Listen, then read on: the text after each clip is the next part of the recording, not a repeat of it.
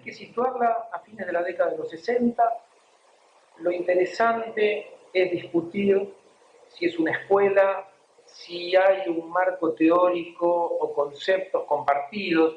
Y en realidad lo que uno encuentra es que es muy difícil delimitar en términos teóricos, en términos temáticos. Sí hay una agenda común, que es la problemática de la ciencia y la tecnología frente a lo que está ocurriendo a fines de los 60. Y esto es lo definitorio. Más que una cuestión teórico, temática, yo diría que hay una ideología en común. El surgimiento de este grupo de pensadores, profesionales, intelectuales, en algún sentido puede pensarse que más que un marco teórico o el uso de categorías, lo que los unifica o los reúne en algo que nosotros queremos ver como una unidad analítica, que yo no diría que es una escuela, sí diría que es un grupo de intelectuales que surgen respondiendo a problemáticas económico-sociales comunes que enfrenta América Latina.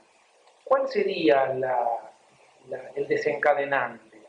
Esto me parece que es la parte sustancial que permite definir o delimitar al grupo. Y tiene que ver con cómo América Latina llega a finales de los años 60 tratando de entender cuál fue el rol de la inversión extranjera. Hay como una madurez en comprender que las promesas, que en Argentina va a encarnar un gobierno como el de Frondizi, lo que se llamó desarrollismo. En Brasil va a estar Kubitschek como presidente entre el 56 y el 61. Frondizi va a ir entre el 58 y el 62, ahí se habla de los desarrollismos brasileño y argentino. Y estos países latinoamericanos apuestan a la industrialización, apuestan al autoabastecimiento energético, apuestan a líneas estratégicas en términos de infraestructura, pero no existe una burguesía nacional capaz de capitalizar ese proceso. Primero, capitalizarse a sí misma como para realizar, quiero decir, las inversiones que se necesitarían. Y ahí aparece una apuesta un poco utópica, idealizada, a que la solución va a venir por la inversión extranjera directa. Yo no voy al detalle de la década de los 60. Lo que está claro es que cuando llegamos a fines de la década de los 60, países como la Argentina o como Brasil, que lideran los procesos de industrialización en la región, no van a haber accedido a lo que se pensaba que podían acceder, por ejemplo, a las tecnologías necesarias, porque finalmente las empresas extranjeras que operaron en nuestros países se cuidaron mucho de que nosotros pudiéramos acceder mediante legislaciones, mediante maniobras, no importa, esto son cuestiones más técnicas que estudian los economistas, pero está muy claro que a fines de los 60 hay un aprendizaje. Es decir, tenemos un serio problema para acompañar los procesos de industrialización, que también son débiles o problemáticos, pero tenemos un serio problema para acompañarlos desde el lado de la producción del conocimiento que esos procesos estarían necesitando.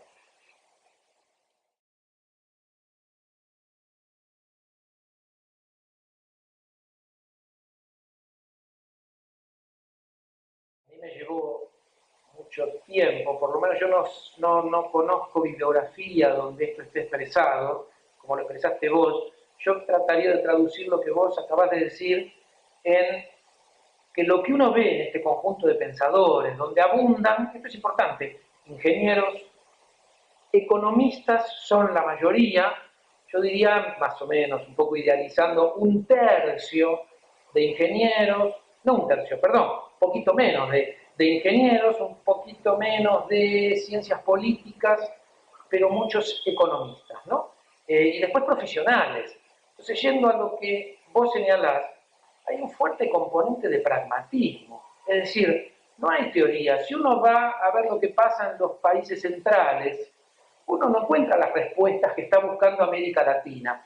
Los países centrales no fueron parte de, o no atravesaron procesos de inversión extranjera directa, en los cuales los capitales extranjeros ocuparon los sectores más dinámicos de la industria. Esto es lo que ocurre en América Latina. Entonces, ¿cuál es la paradoja de América Latina a fines de los 60? Tenemos industria con tecnología de punta, pero en manos de empresas extranjeras o de capitales extranjeros. Tenemos sector de ciencia y tecnología, pero ese sector dinámico no demanda conocimiento a la ciencia y a la tecnología nacionales, si uno piensa en los países latinoamericanos. Entonces tenemos dos burbujas. Tenemos un proceso de industrialización liderado por empresas transnacionales que traen el conocimiento de sus casas matrices o de sus países centrales, y tenemos un sector de ciencia y tecnología que produce un tipo de conocimiento con estándares internacionales, que logra ser valorado a nivel internacional, porque suele ser sujeto de publicaciones en revistas de alto nivel, o porque pueden ser presentados en congresos internacionales, pero no existe el vínculo virtuoso entre conocimiento y sector económico como sí existe en los países centrales. Eso es lo que enfrentan los pensadores del PLACTED o del pensamiento latinoamericano de ciencia, tecnología y desarrollo. La pregunta es, ¿cómo hacemos para que nuestros científicos y nuestros tecnólogos, nuestros ingenieros, puedan aportar el conocimiento que nuestro sector económico necesita, y cómo hacemos para que nuestros empresarios, nuestros industriales, entiendan, lo digo entre comillas, que en lugar de importar tecnología, hay que tratar de encontrar... Recordando el diagnóstico de Amílcar Herrera, la tecnología... Estoy pensando, cuando digo todas estas cosas, estoy pensando en Amílcar Herrera. Digo, esa es la ecuación. Y entonces, claro, como intelectuales, como pensadores, que vienen de sectores, que vienen trabajando, esto es muy importante, el perfil de los pensadores del PLACTED, o de los intelectuales, y titubeo, ¿no? Digo, pensadores, intelectuales, porque ¿qué son? Bueno, son gente preocupada, que quiere ocupar un lugar en la política, no en cualquier lugar de la política, sino que quieren tener incidencia política, explicarle a nuestro sector político, miren, acá está fallando la producción de conocimiento, pero ¿qué proponemos que hay que hacer? Esto no está en los libros, no está en los manuales, está en nuestra experiencia, en un Jorge Sábato, un Helio Jaguaribe, un Osvaldo Zunkel en Chile, cuando decía Jaguaribe hay que pensar en Brasil, uno puede pensar en un Jalti Carrere de Uruguay, toda gente comprometida con la producción de conocimiento de cada uno en su país, teniendo contacto entre ellos. Esto es muy interesante cómo se va conformando una red informal de comunicación, que se propone en esto. Bueno, empecemos a pensar el problema de conectar sector económico con sector de producción de conocimiento. Quiero agregar un eslabón. Esta gente no surge en el vacío intelectual.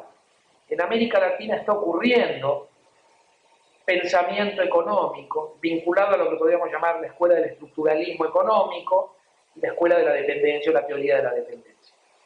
Los pensadores del PLACTED abrevan estos movimientos que son cronológicamente anteriores. Y yo creo, esto es una hipótesis, que creo que está corroborada como hipótesis en algunas tesis que se produjeron, que el PLACTED, cuando tenga que echar mano a elementos teóricos, y esto va a posteriori, ¿no? Es decir, cuando tenga que echar mano a elementos teóricos, bueno, ¿qué es la economía latinoamericana? ¿Qué procesos están ocurriendo de desarrollo? ¿Cómo pensar el desarrollo? ¿Cómo pensar la primarización de nuestras economías, la poca diversificación, etcétera? Ya hay escuelas muy dinámicas, que son el estructuralismo económico. Uno puede pensar en Prebisch, puede pensar en Celso Furtado, que después Celso Furtado va, en algún sentido, a desplazarse hacia lo que podríamos llamar teorías de la dependencia. Y para citar un caso paradigmático argentino, Aldo Ferrer es un producto de lo que podríamos llamar el estructuralismo económico. Y después las teorías de la dependencia, que son miradas un poco más pesimistas, más radicales, que critican al estructuralismo porque el estructuralismo cree que puede haber una ecuación de transformación de la economía y de las economías latinoamericanas por caminos reformistas, y las teorías de la dependencia plantean o hacen planteos más radicales. Hay una estructura que, a la vez que produce desarrollo en las economías centrales, produce subdesarrollo en nuestras economías periféricas. Nosotros, esto no es un trencito de naciones o de estados que van en fila hacia el desarrollo. El desarrollo en el capitalismo necesita de subdesarrollo.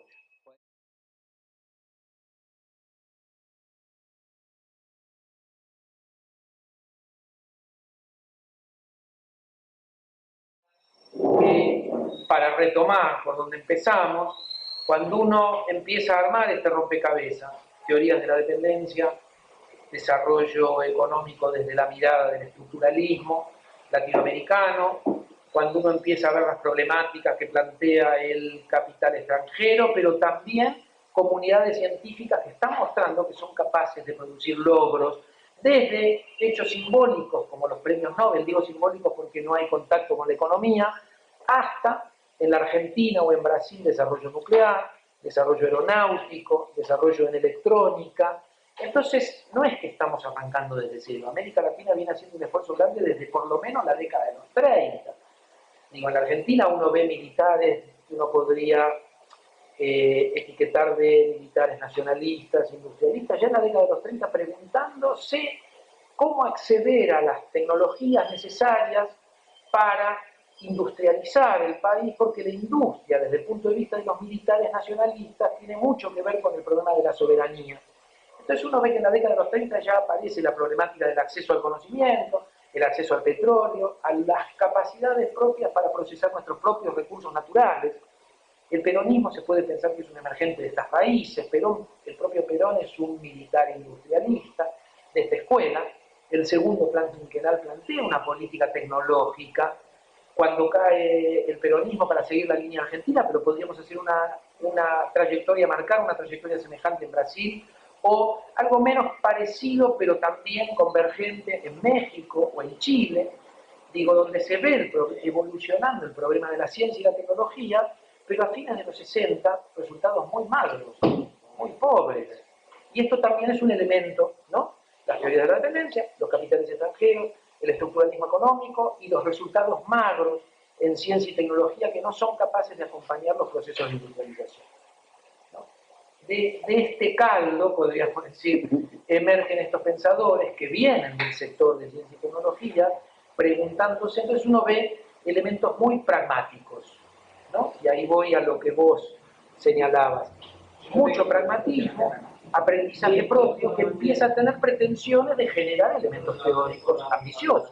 Y uno va a ver que efectivamente a fines de los 70 la escuela o el grupo Plactet va a haber trazado líneas que uno podría decir originales, porque finalmente nadie había pensado hasta ese momento de manera colectiva y articulada y consistente como este grupo de pensadores, cómo debería ser una política tecnológica, porque este es el problema. ¿Sí? Cómo plantear políticas tecnológicas para resolver la ecuación del desarrollo a países que tienen sus economías transnacionalizadas.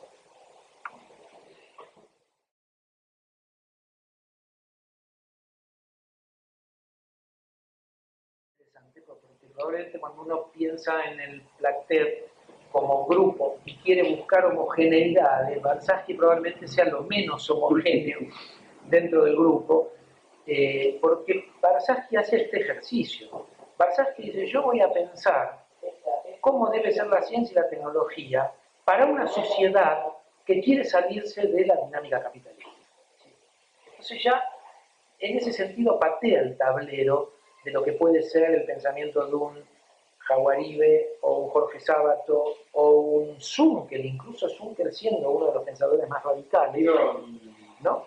En ese sentido, ¿qué plantea Balzaski? Primero, dentro de este esquema en el que vivimos, digo, en este mundo capitalista, nuestra ciencia y nuestra tecnología son una expresión clara de la dependencia cultural y económica.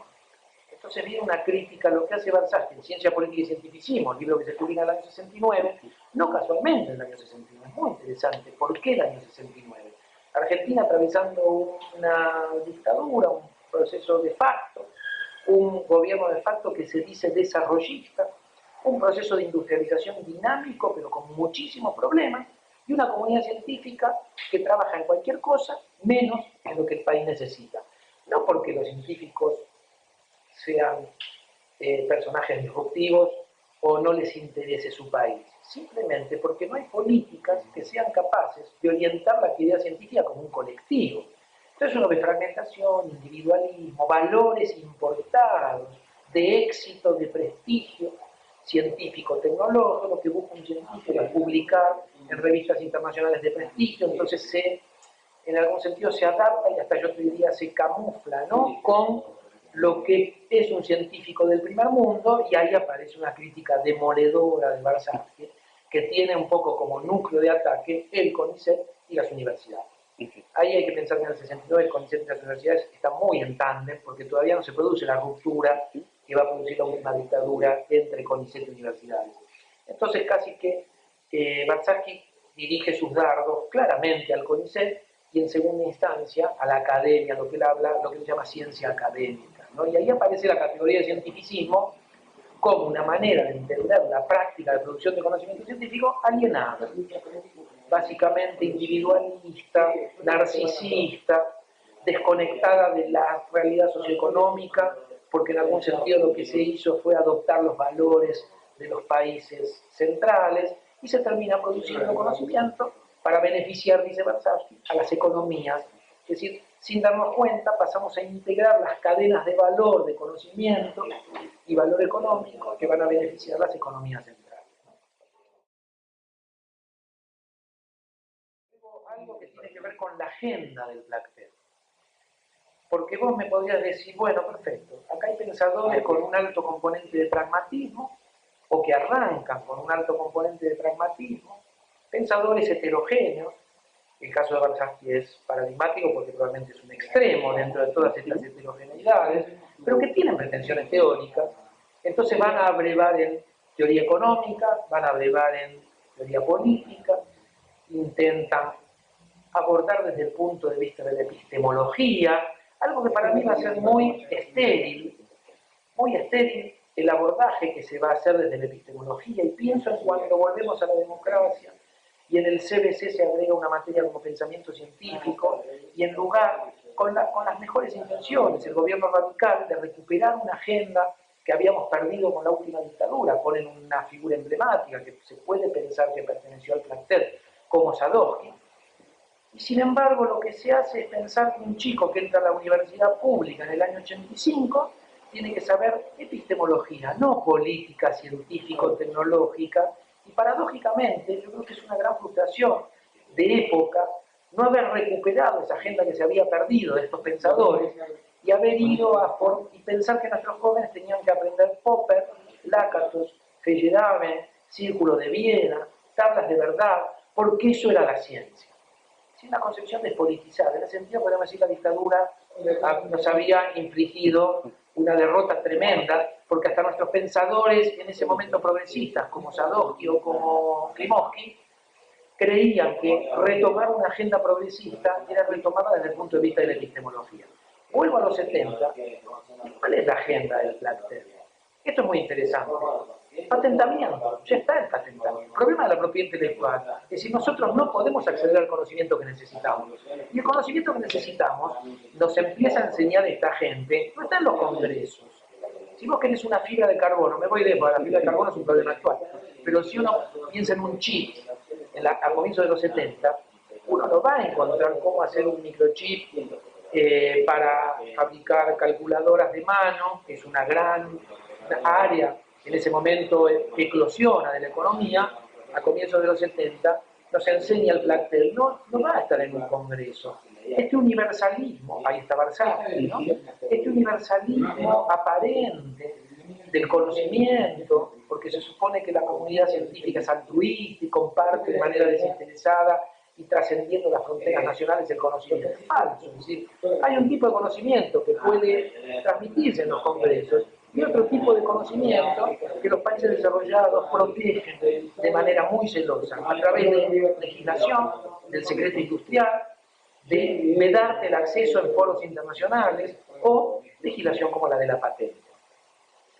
El problema de la importación de la tecnología y cómo cuando uno importa tecnología, importa cultura, y la importación de tecnología significa dependencia cultural. Estas son las ideas que a mí me fascinaron, porque todavía hoy la tenemos que estar recuperando y volviendo a analizar, a diseccionar, desagregar. Y ahí uno lo tiene a Elio Jaguaribe en Brasil o a un Jorge Sábato, que tienen una claridad de la que solo pueden abrevar en su experiencia propia, porque esto no está en los textos, y estos son aportes muy originales. Dice un Jorge Sábato, cuando uno importa tecnología, importa cultura, cuando uno importa tecnología, importa los hábitos de producción de conocimiento de la empresa a la que le estamos comprando la tecnología. ¿Y cómo hacemos para neutralizar esto? Dice, bueno, teniendo muy claro qué cosa necesitamos nosotros. Ahí viene la teoría de la apertura del paquete, que no es un invento de Sábato. Lo que hace Sábato cuando habla de la apertura del paquete es cargar ese concepto de teoría, cargarlo de matices, tratar de hacernos entender por qué hay que abrir el paquete. No es solo ahorrar divisas, es también tener una política pública que me diga hacia dónde estoy yendo, por qué importa esta tecnología, o por qué mandé a un postdoctorado a Londres y no a cualquier otro lugar, no porque tengo un amigo en Londres, sino porque necesitamos formar una persona que nos permita acceder a un tipo de know-how que hoy no tenemos. Entonces dice Sábato, no lo dice solo Sábato, pero Sábato tenía la virtud de la comunicación, era muy buen comunicador para grandes audiencias. Dice Sábato, una cosa es hacer política científica y otra cosa es hacer política tecnológica. La política científica implica lidiar con científicos, laboratorios y subsidios. Las políticas tecnológicas implican lidiar con empresarios, con sindicatos, con propiedad intelectual, con ingeniería inversa, con robo, con el robo. El robo no hay que avergonzarse, así se desarrollaron los países que hoy son desarrollados. Entonces, de pronto, cuando uno mira lo que eran los debates en América Latina, en el año, para poner un año de referencia, año 61, 62, fin del frondicismo, y cuando uno mira lo que son los debates que plantea el Plactel, son dos universos diferentes. Hubo un cambio de cosmovisión y de paradigma que tiene que ver con la complejización del problema del acceso al conocimiento, de que una cosa es la ciencia y otra cosa es la tecnología. Acá podemos hablar ahora. Obviamente donde hay tecnología y ciencia y tecnología, pero ojo que siguen siendo dos cosas diferentes desde el punto de vista político. ¿No? ¿Podemos acceder a la ciencia? Sí, producimos premios Nobel. ¿Podemos acceder a la tecnología? Y ahí ya es más problemático, porque ahí se juega el capitalismo.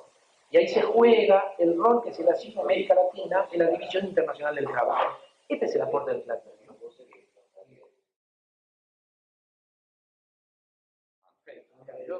Si uno tiene que pensar en América Latina, déjamelo poner en las últimas 2 décadas. Vale.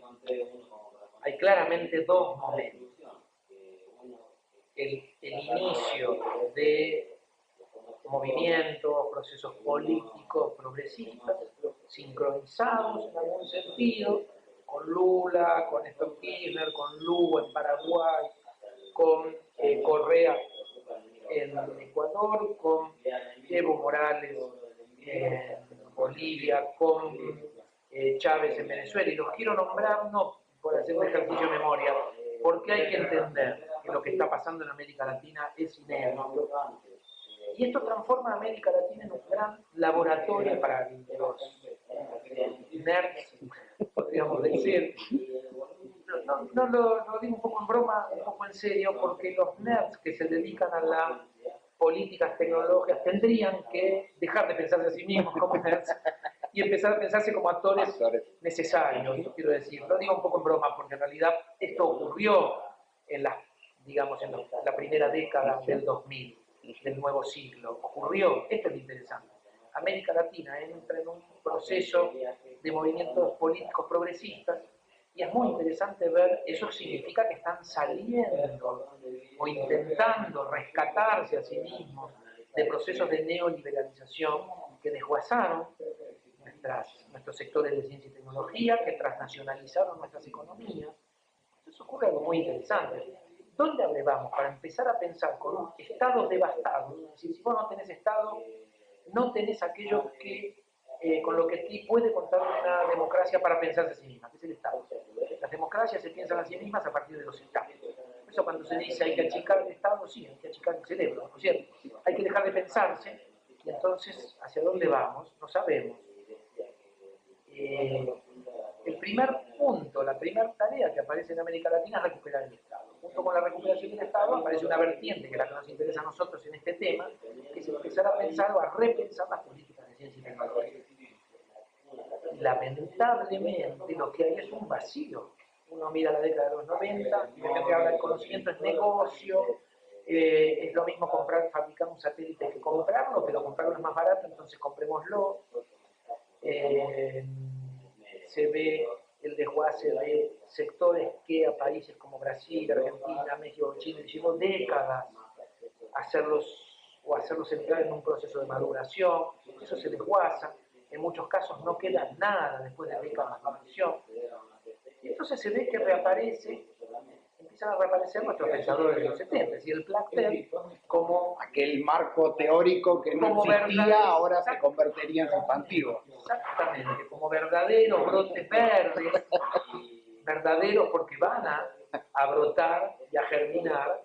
Empiezan gente joven, gente no tan joven, a recuperar a Balzac, a recuperar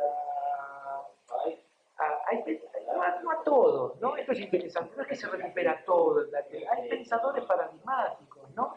Por ejemplo, Balzac no emerge con mucha explosión, va a emerger más tarde, cuando el CONICET empieza a mostrar las mismas limitaciones que mostraba en el 69, el momento que inspira a Balzac. Esto va a pasar en el 2010, 2011, 2012. Es muy interesante ver cómo Balzac aparece en 2010, 2011, 2012. Si uno ve que reaparece Aldo Ferrer con mucha fuerza, Aldo Ferrer habló de tecnología, aparece muy entreverado el problema de la ciencia y la tecnología con la economía, y entonces lo que ocurre, para sintetizarlo de alguna forma, hay una recuperación de la agenda del Plachtel, y entonces uno lo primero que dice es, bueno, pero esto es anacrónico, el mundo cambió mucho. Bueno, esa es la agenda que sigue.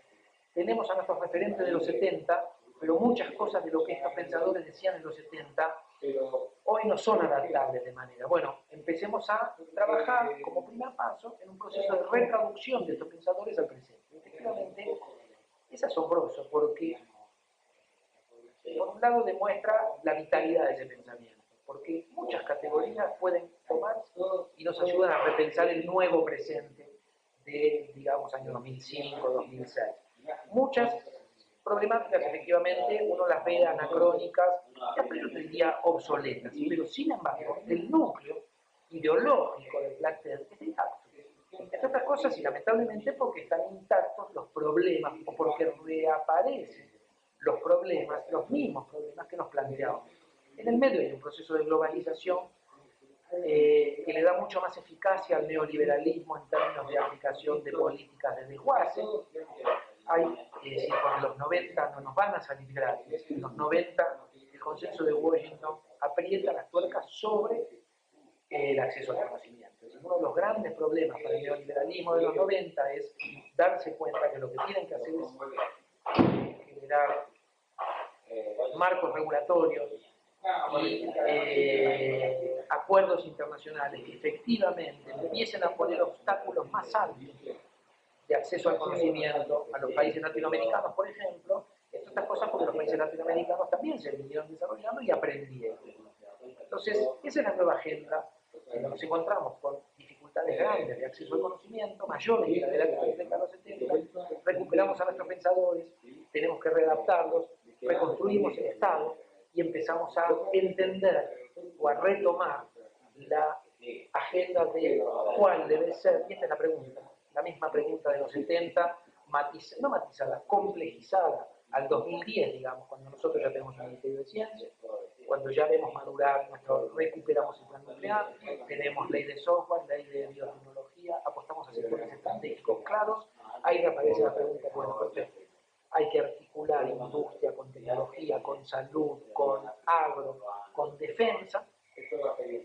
La pregunta de los 70, ¿cómo debe ser una política tecnológica para un país ahora semiperiférico, categoría más matizada y con mucho mayor contenido específico?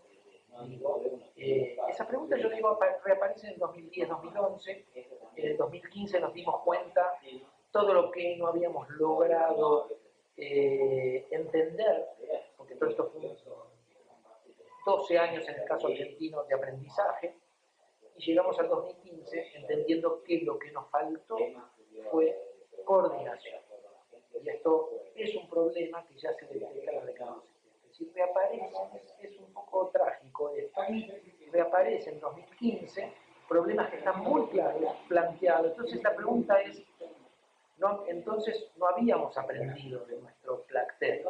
Bueno, sí, lo que pasa, habíamos aprendido, en realidad En el 2015 entendemos mucho más de políticas tecnológicas que en el 2003 y mucho más que en la década de los 70, pero el capitalismo se encargó de complejizarnos la tarea, ¿no?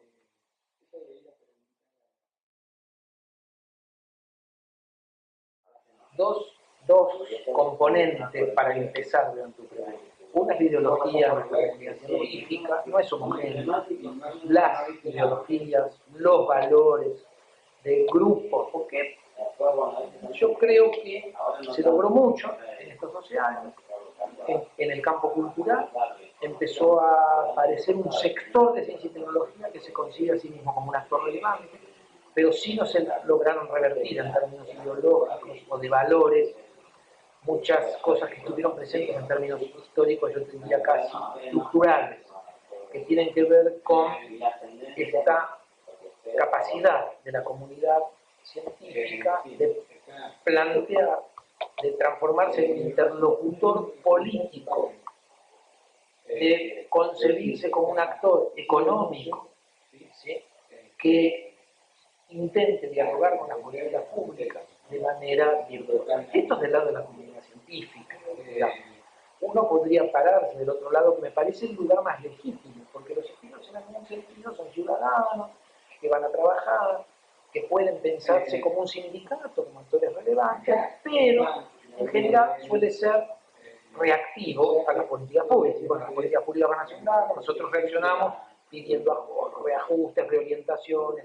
Ese es el diálogo de la política.